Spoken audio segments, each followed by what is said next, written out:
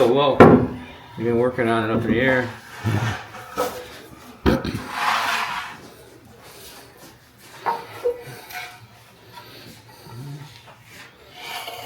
That's it. Other than it doesn't run. Which is fine. Yeah. That's the next, Yeah, let's see. Porsche looks alright. One works. That's all we got.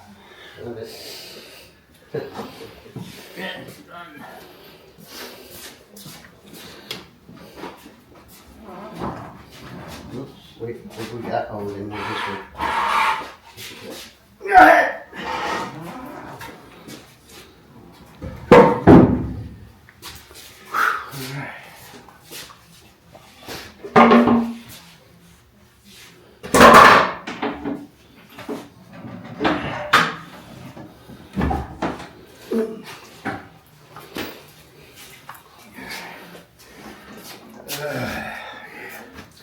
Should we put these on?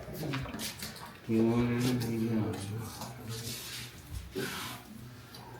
See, before you pull them on, you have to put these in. Yeah. Jesus.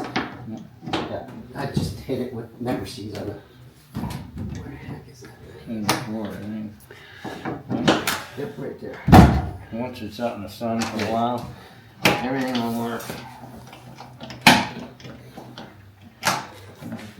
All right. That's a good one here. Right. Well, a little bit of tension on them, but not. Yeah. What do you think? You know, those are something they put on because they didn't have these. And they had this other latch that never worked. So What model It's is a this? 906. This is the 906. Yeah. Yep. Now I have some friends who are Porsche. Yeah. You know, I wanted to tell them about Yeah. it. 906. It's 154. The chassis actually has it's not a real, we have a chassis number. Oh, really? It has, yep. And some parts. So it is, he says it's a real car. Yeah. It's a real car. It's a real car. It's the same as this one. Yeah, this is it. That's the same car there. I did that like 30 years ago. This is a Hallmark. They did a Hallmark calendar, and that's what they use Oh, really? to reflect light on the cars. Mm-hmm.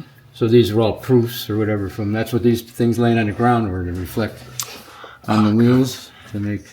You know about all that. Yeah, yeah. Now, did you make this? What's that? Did you do this car? Oh, I did all these. All these. Yeah, this one I did, restored it twice. This one we did the same thing with this. We didn't build it. It's a real, I restored the chassis and put a new body on it. Then that 917 we raced for, what, 6 years. It got crashed. The whole back got crashed up to about there. And I fixed that. And this one crashed numerous times and then burned. Oh, really? So we rebuilt it all. So, and those are all prototype Porsches. Yeah. See, there's the whole book on the 906, 904, and the 906. And these are cars, you know.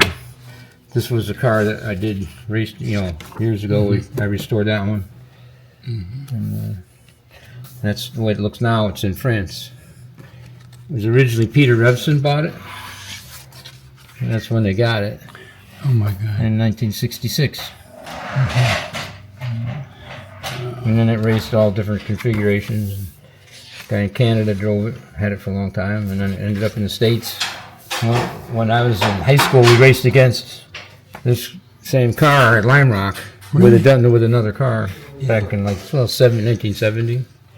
So I was out of high school, probably just out of the Navy. And then Paul bought it, and he had it for 20 years. And then Bobby Rahal, the race driver, bought it from Paul and painted it that color because his father had one that color. And he sold it to his fellow in France. And he painted that color.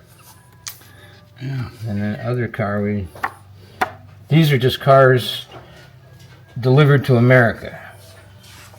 They were Really? delivered, Yeah. shipped to America right when they were new. So they're not, they weren't ever raced in. I wonder what is in here. Where is that car? Yeah, this was Henry's, the one we did that was crashed.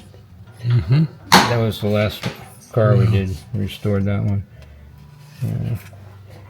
It says in the book that the car was damaged and was in my shop to be restored. So, Well, that's good. Yeah. made a book that nobody will ever buy.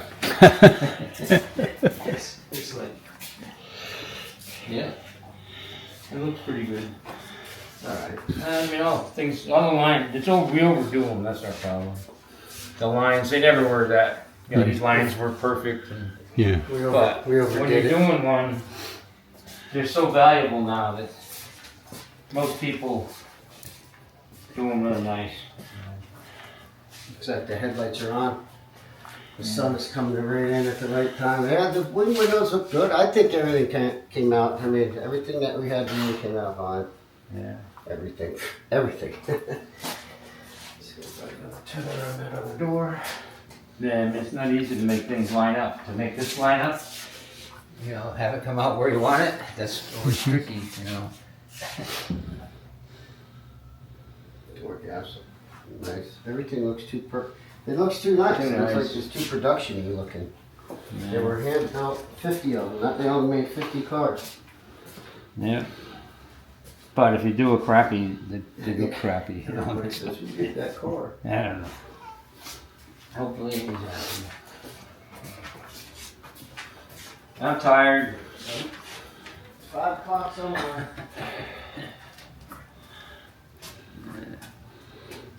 This should have been done 2 years ago. Hmm? Well, it was just to do that car, the body that's out there was all on a frame. We Yeah. were just supposed to clean that up and assemble everything and paint it and everything.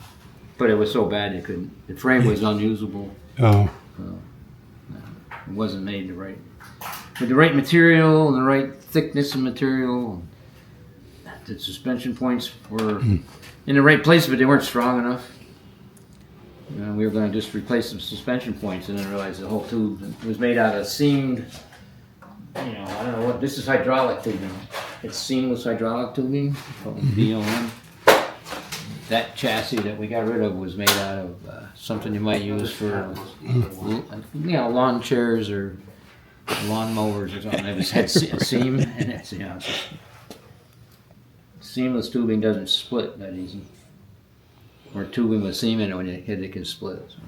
Plus, I had no roll bar. I used heavier material on the bottom to give it a little extra strength. Done. Well, congratulations. Yeah, thank you. Took a while. It was easier when, 40 years ago. It's a lot easier. It's easier to get up and down off the floor.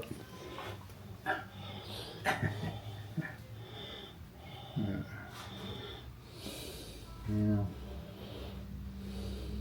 The doors.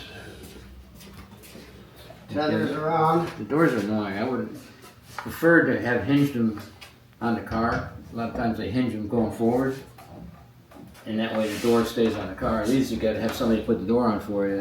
Really? People drive over them. People forget to put them on. Leave the house.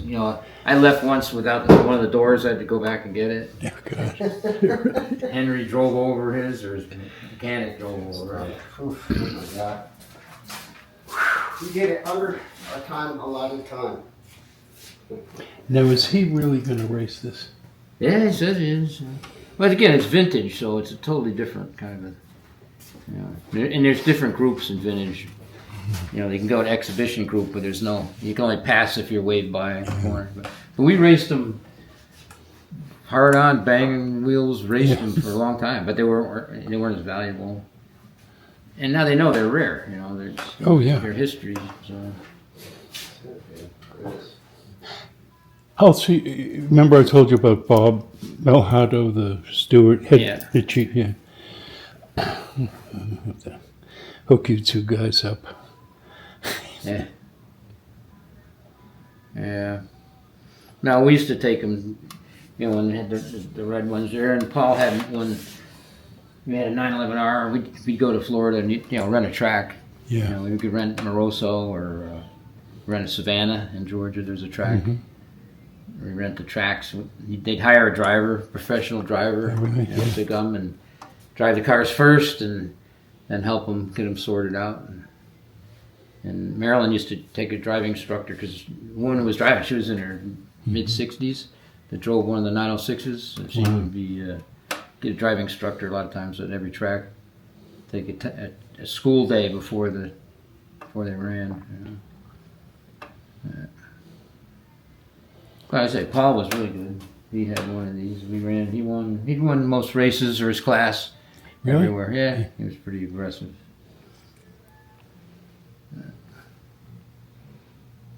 Even Big John won some races with the Ferrari when he was feeling good.